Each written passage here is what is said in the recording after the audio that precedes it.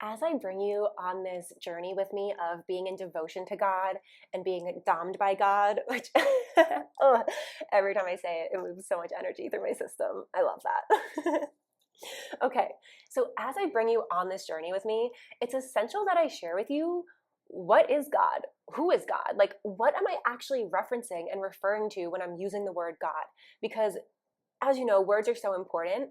And if there's one thing that I know for certain, it's that every single person has a different definition of God. God means something different to everyone. So I'm going to share with you what God means to me and what my journey has been with God. And through this conversation, I really invite you to listen with your heart, to have an open mind, to bring curiosity into this, to honor any triggers that come up. Like, you might believe something totally different than I do. Your definition might be totally different than me. You might be in absolute resonance with me. You might be like saying like, yes, oh my gosh, this 100%. So wherever you're at within the spectrum of this, just allow yourself to take what you need and leave everything that you don't. Let in what feels expansive for you and let everything else dissolve that doesn't. So today, this is going to be a very non-linear conversation. I have so much to say on God. And just this is going to be a high-level conversation, like a bird's eye view. And know that there are so many threads, there are so many layers, there are so many different levels to explore within what I'm going to be saying, so many nuances within what I'm going to be saying. And this is the high-level context. And there will be different conversations, different transmissions where I go into more of the details about what I'm sharing today. But for now, this is just going to be a high-level conversation, and we're going to attempt to put this all into about 10 minutes. So we're having a conversation about God within 10 minutes. So remember that for context as well. Amazing. So let's begin with a little bit about my journey with God, because God used to be a word that really triggered me. It was not a word that I used. It was not a word that I felt in resonance with. And it's now something that I love to use. So growing up, I grew up in a household with multiple religions. So my mom was Jewish and my dad was Roman Catholic. So I think this sets me up for a very unique relationship with God, because right away I started understanding like, oh, there's not just like one truth here. Like religion, if you grew up in a one religion household, as many people do, or if you grow up even with no belief, it's like there's just like one ultimate truth. This religion is our truth, or this, atheism is our truth. But you have one pathway of what is true. And I grew up automatically seeing like, oh, there's more than one pathway, right? And these quote unquote truths are like arguing with each other and in conflict with each other. And so in general, though, I was raised just generic Christian. I wasn't raised Catholic. I wasn't raised Jewish. I wasn't raised Baptist or Protestant or, any of the different sects of Christianity. I was raised just generic Christian. I would say like we went to like a rock band kind of church. It's like modern Christian. I don't know what that would be, but we went to like a rock band kind of church. And I remember at one point when I was fairly young, like let's say around 10 years old, I just remember being like, I don't believe that there's this man in the sky who's trying to smite me and punish me and that I should be fearful of. Like, if this is the definition of God, like, I don't want it. Like, that just seems terrible. That doesn't feel true to me. Like, that just feels off. And so when I was very young, I already entered into this space of like, I don't believe in this God who's a man in the sky who's trying to smite me. And so that really started my exploration of like, okay, well, I don't believe in this. So then what do I believe in? Like, what is true here? And so for a while I was really in the space of like, well, I believe in something bigger than me. Like, right, this universe is massive. It's beyond anything I could ever comprehend. Like, I believe in some like some greater power beyond just me as like little Serena. But like, I don't know what that is. I don't know what that is. And so that was really the journey for me in the space that I was in for a while. Like, right, I believe in like the universe, and like, what is that? And so that's where I was for a while. And then, I started my journey with yoga and meditation and consciousness. And so then like the next evolution was like, okay, well, like I believe in consciousness, like, and consciousness really became my replacement word for God, we could say. I was like, okay, like consciousness told me to do this, or like, right, I'm expanding consciousness and we're all expanding consciousness and consciousness is everything. And it was this very like scientific approach that I had, and this very, neutral energy around, God that I could have, because consciousness, like, right, it's neutral. No one could be triggered by that. It's just a scientific fact. You have consciousness. Even though if we think about this, which is really, I find really funny, in the science of consciousness, all of the leading scientists are asking the question, well, what is consciousness? Right? They're asking that question, like, what actually is consciousness? And that's what their journey is. And right, it's like, well, what is God? Right? And I think at the core of this conversation is like, it's the great mystery to me. Right? Like, God is this mystery.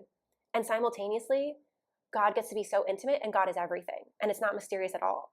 Like, this is the great cosmic joke of it all. Like, I remember one of my friends said to me, it's like, the great mystery is so obvious if we just choose to see it.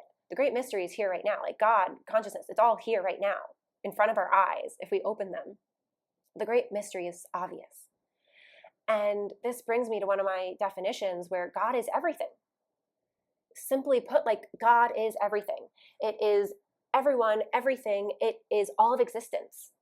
That is the simplest definition of God to me. Like, God is all of existence. God is everything. God is you. God is me. God is the table. God is the chair. God is the water.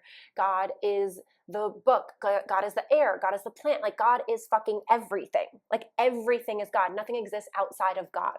Nothing exists outside of consciousness. So therefore, every single thing, the pain, the shame, the fear, the love, the beauty, the magic, the creativity, like everything from the physical plane to the spiritual plane, in between, emotional, intellectual, like everything is encapsulated within God. So God is everything. And another really, right? And so with that, the great mystery is so obvious.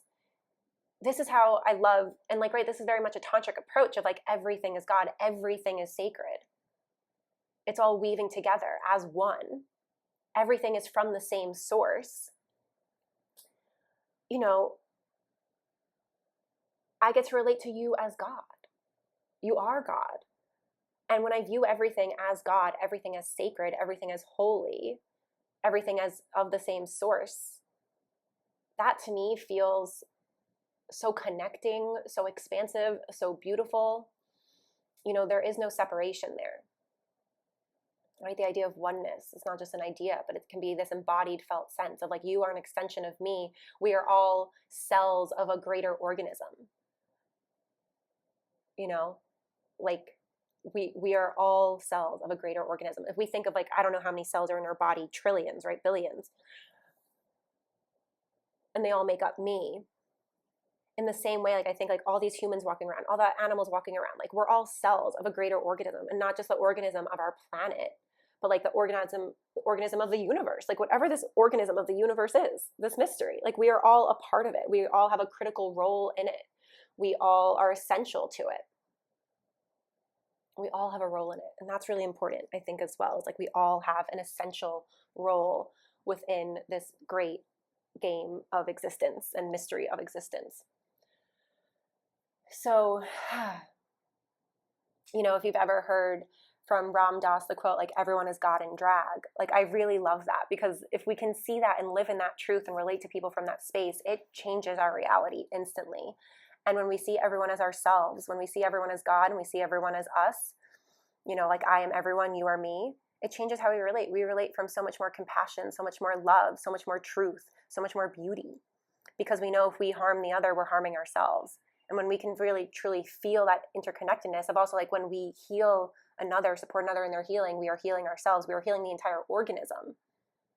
Like, that is just magic. That is wow. So, okay, I have a million more tangents and we're already at 9 minutes. So I'm going to speed this up. So another really beautiful quote that I love about defining God is from the AC/DC, one of their road managers. And he said, God is the name of the blanket we throw over the mystery to give it shape. And this really brings to me how, like, right, if we relate to consciousness, if we relate to the universe, it can seem quite vast and it can seem quite impersonal. And when we use the word God, it starts to create this more personal relationship with all that is. And I find that to be really healing, because for quite some time I had this more impersonal relationship with God, with the universe, with consciousness. And like I said, it felt just kind of like cold and sterile to me. And when I started relating in a more personal way, it brought so much more love into my heart and so much more connection and intimacy into my experience. So simultaneously, there's going to be so many contradictions within this. Universe and the God and God is impersonal. We live in an impersonal universe. And what I mean by that is, when it rains on everyone. When it's sunny on everyone. It doesn't matter if you're a quote unquote good person or bad person, like existence just is. Life just happens. And when we live in this impersonal universe, it can be so expansive for us and really return us to so much of our power, because when we take everything personally, it can really allow the space to be a victim, to collapse, to, it's like if someone says something about you and you take it personally, right? You start to feel this shame, all this judgment, all this disconnection, all this fight energy maybe, right? Like you can think of that. But when you realize that like everyone's acting from their own space and nothing's personal, you can just like continue going on with your day. And you're like, it doesn't really matter what that person said to you, because you're like, okay, like that's their thing. It's not true. And you keep going on. But we know like one of the greatest things we can ever do is to not take things personally. And so that's how I also, recognize that the universe is impersonal. The universe is impersonal. And if we can really relate to it in this impersonal way, simultaneously in a personal way, it gives us so much more power and love. Because it's not like God is punishing you. Like God didn't give you cancer to punish you. It's like the universe is impersonal. God is not punishing you with an earthquake. The universe is impersonal. Earthquakes happen. People get sick. Like things just happen. And when you realize that things just happen, and where our power lies is in how we're choosing to relate to it. How I choose to relate to the cancer is my power. How I choose to relate to the earthquake is my power. But the earthquake happening and the cancer happening, those are beyond me. And this is a whole other conversation of what does choice actually mean, right? I really choose. It's like the choices and how we're choosing to relate to things. It's not that like we are ultimate creators of reality and we are creating everything. But what I find we're really creating is our relationship to it. Like it's not, if I say I'm choosing to be my most powerful version of myself, that doesn't mean that I'm just always, everything's going to go perfect in my life. What it means is things are going to happen, and I get to choose to relate to them in a powerful way. Okay, so this is where people also take things personally, like, oh, like if we're all creators and I'm creating my own reality, then like I must have created this cancer, or I must have created this accident, or I must have created this terrible thing, or God hates me and that's why he's doing this to me, and da-da-da. And you get into so much story and so much contraction, and you just drain your power instantly. So this is definitely another conversation for another day, but I want to just like seed this right now, I guess. That's what's coming through. But I find God, life, the universe is an impersonal reality. And what I mean by this is like God is law. God is law. So there are laws of nature. There are laws of quantum physics, like the laws of reality. When we know the laws of reality, then we get to actually play this game fully. And so like some examples of this, right? The law of cause and effect, the law of balance, the law of cycles, the law of the observer effect. This is a massive one when we're speaking about God, because I'll briefly bring this in, but once again, a whole other conversation. In quantum physics, there's the principle of the observer effect. And that means that the subject that's viewing something has a direct influence on the outcome of it, the reality of it. Like if I look at a particle, it doesn't exist until I look at it. And when I look at it, I can influence what that shape actually takes, which also goes into how we are the creators of our reality. But one of the reasons that I believe, God was also created in this concept of like a man, of a person in this personal way, is because that allows us to always have a witness. It allows us to always have a witness to our lives, so we can actually be the ultimate creators of reality. Because if I always need an outside observer, if I always need someone else, then like what's happening when I'm just here by myself, right? I need a witness. Consciousness is the witness. God is the witness, which means now I can use that relationship within my psyche, within my being, to actually create, because I always have a witness. And what we witness, how we choose to see things, is what creates it. It's what influences the nature of reality. So we'll go more into this in another day. But another definition I want to give for you and share with you of how I relate to God is God, G-O-D, the generating, organizing, delivering force of the universe, of existence. G, generating. O, organizing. D, delivering. God is the generating, organizing, delivering force of the infinite reality, of infinite existence. And that one I really love. Like, that I find so beautiful. And once again, just that really came to me when I was more in that neutral space and scientific space of God. And I also still really love that, because it's like, right, that's also showing how like God is everything. God is the generating, organizing, delivering force of all of reality. Like, that is powerful. So I love that definition. And the final one I will leave you with is God is truth. So you may have heard God is love, but I find, most people have a terrible experience of love. They've been abandoned in love, they've been hurt in love, and like they're using love from this very human perspective. And once again, like I find it very important to, like if you're relating to God as human love, there's gonna be a lot of pain there. Yeah, we could say God is unconditional love and like the ultimate love, and that's true in many ways. And so it's like, I relate to God as truth. And so, as I said at the beginning, like it's not my truth, it's not your truth, it's the truth. The truth. And so this is really the journey, for me at least, the journey and the discovery of the ultimate truth, the supreme truth. And knowing that as I go on this journey, there's always more and more layers to what is true, because we have more information, we rise higher up in our perspectives.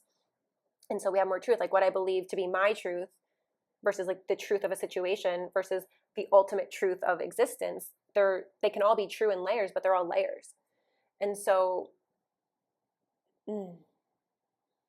one of the most important things I think we can be is to be in devotion to truth and to not take things personally. And so what I find really beautiful is that I now also have a personal relationship with God. And right, I'm saying, I'm being dommed by God. I'm being in devotion to God. God is my lover.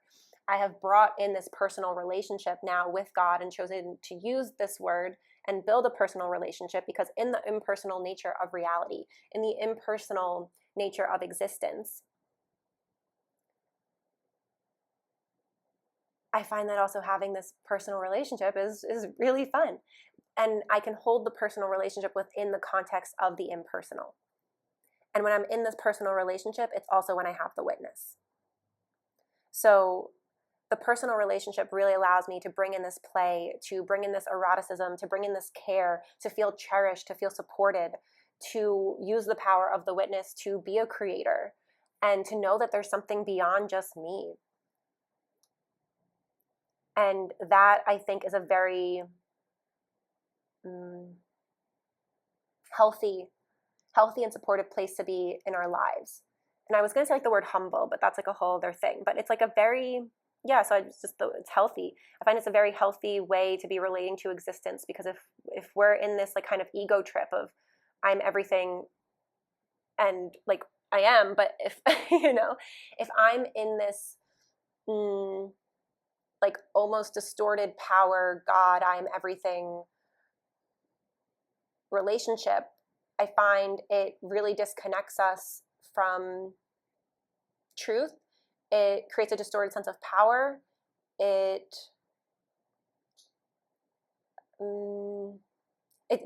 disconnects us. It creates a layer of like separation in many ways. So like there's a lot there, and I've shared a lot already, and there's a lot more to share on this. However, I'm going to end this now. And what I really invite for you is to contemplate and to bring that curiosity of, what does God mean to you? Who is God to you? How do you want to be relating to God? Because that's ultimately one of the questions. It's like, how do I want to be relating to God? Like I said, I'm choosing to bring this personal relationship, this erotic relationship, this kinky relationship to God, because that's really fun for me. And that feels really powerful to me. So you also get to choose and create, like, how do you want to be relating to God? And like play with that. Let your imagination run wild within the context of like what also is true and what's in service to you and what's in service to the all. And that's going to really shift your reality in a profound way. And I'd be super curious to hear if you are open to sharing like what that actually looks like for you at this point in time, and knowing it's going to change.